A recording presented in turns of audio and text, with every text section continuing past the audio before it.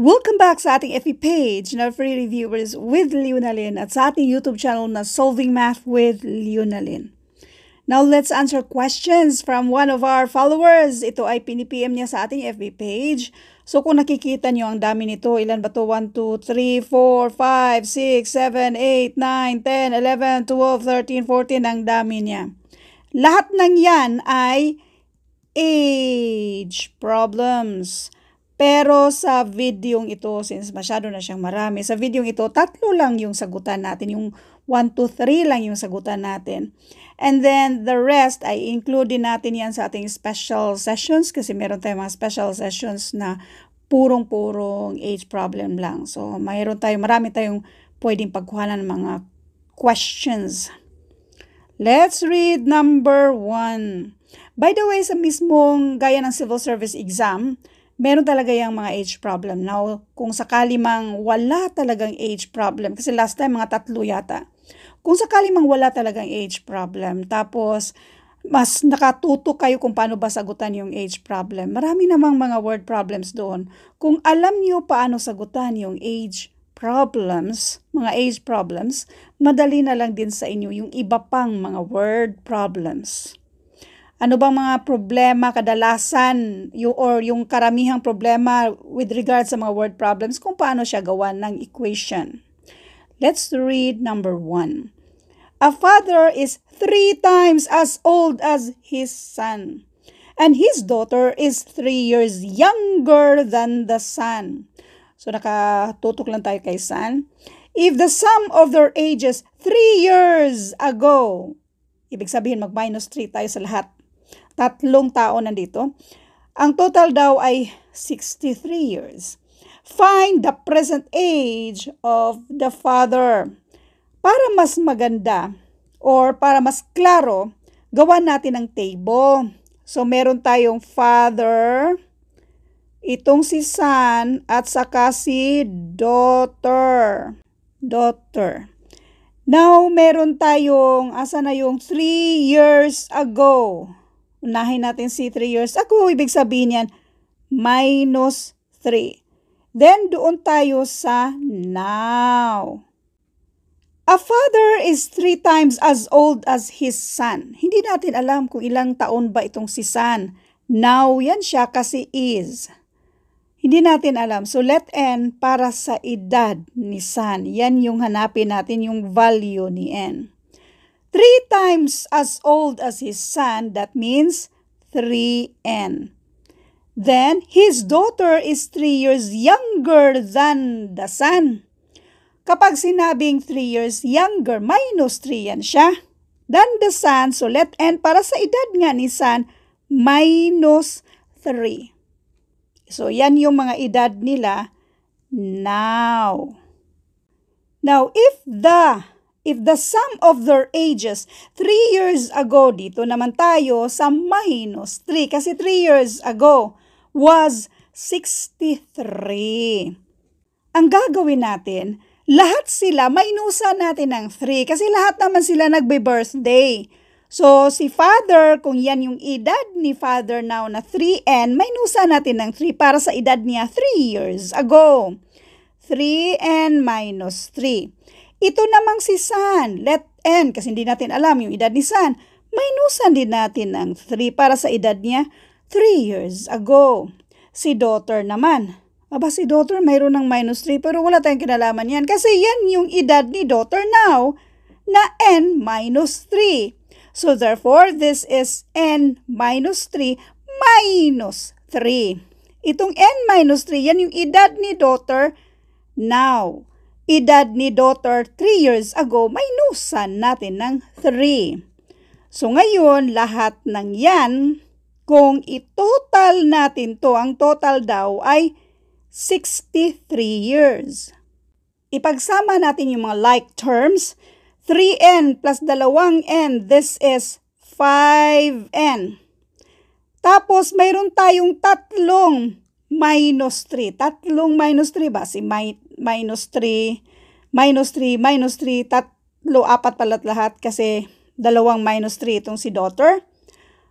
Kung i-add natin yan, bali may utang kang 3. May utang pang 3, uutang pa ng 3, uutang pa ng 3. Ilan yan lahat? 12. Negative 12. So therefore, this is minus 12.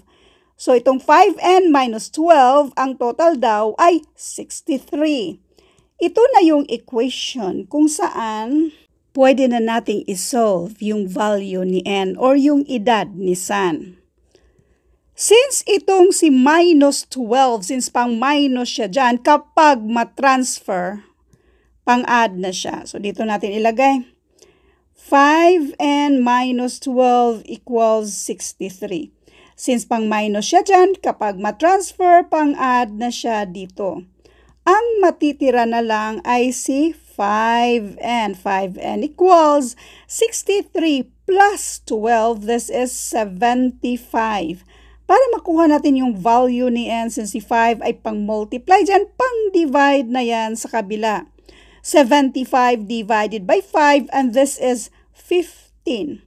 Yung value ni n or yung edad ni San ay 15 years old. Pero yung tanong ay edad ni Father. Yung edad ni Father now. So yung edad ni Father now ay 3n. Meron tayong value ni n which is 15. So i-multiply natin yan. 3 times 15 and this is 45. So ang sagot dito ay 45 years old itong si Father. Mag-double check tayo kung tama ba na 45 years old itong si Father. So, edad ni Father now ay 45, edad ni Son now ay 15. Ito namang si daughter, 15 minus 3, this is 12. 3 years ago, so minus 3. Minusan natin ng 3 lahat. 45 minus 3, this is 42. 15 minus 3, 12. 12 minus 3, and this is 9. I-total natin yan kung 63 ba ang sagot. So, this is 2 plus 2 plus 9, this is 3, and then carry 1, and this is exactly equal to 63. Yung edad nila 3 years ago ay 63. Therefore, yung sagot nating 45 yung edad ni Father ay tama. Next, number 2. The sum of Clyde and Wendy's age is 64. So, yan yung now. In 4 years, so plus 4, Wendy will be 3 times as old as Clyde. How old are they now? Mag-table ulit tayo para klaro.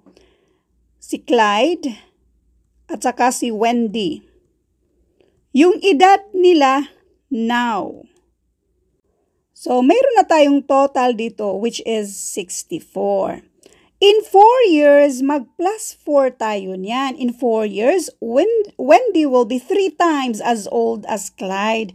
Hindi natin alam kung ilan yung edad ni Clyde. So, let's see para sa edad niya in 4 years. So, in 4 years, letter C, yung edad ni Clyde. Variable ba or any variable na gusto nyo? Si Wendy daw will be 3 times as old as Clyde. So, that is 3C. Para doon tayo sa 64 ang total kasi yung edad nila 64 ang total daw, ang edad nila now. Para sa edad nila now, yung edad ni Clyde in 4 years ay letter C, so minusan natin ng 4 para sa edad niya now. Ito namang edad ni Wendy in 4 years ay 3C, minusan din natin ng 4. So 3C minus 4 para sa edad now. I-add muna natin yung mga like terms.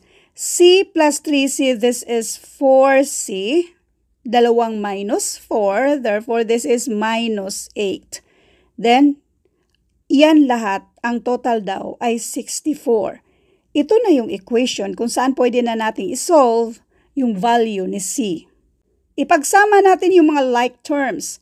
Pang minus si 8, so therefore kapag matransfer, pang-add na yan siya sa kabila. 64 plus 8, this is 72. So, kopyahin lang natin si 4C. Para makuha natin yung value ni C, since si 4 ay pang-multiply dyan, pang-divide na yan sa kabila. Now 72 divided by 4, and this is 18. Ito yung edad ni Clyde in 4 years. Yung tanong, how old are they now? Yung edad nila now. So kung edad nila now ang hinahanap, focus tayo sa now. Si Clyde. Si Clyde ay C minus 4. So 18 minus 4, this is 14. Si Wendy. Si Wendy ay 3C minus 4. Ang value ng C ay 18 at yan ay multiply natin ng 3 bago mag-minus ng 4. 18 times 3, this is 54. Minusan natin ng 4, so therefore this is 50. How old are they now? Si Clyde ay 14, si Wendy ay 50.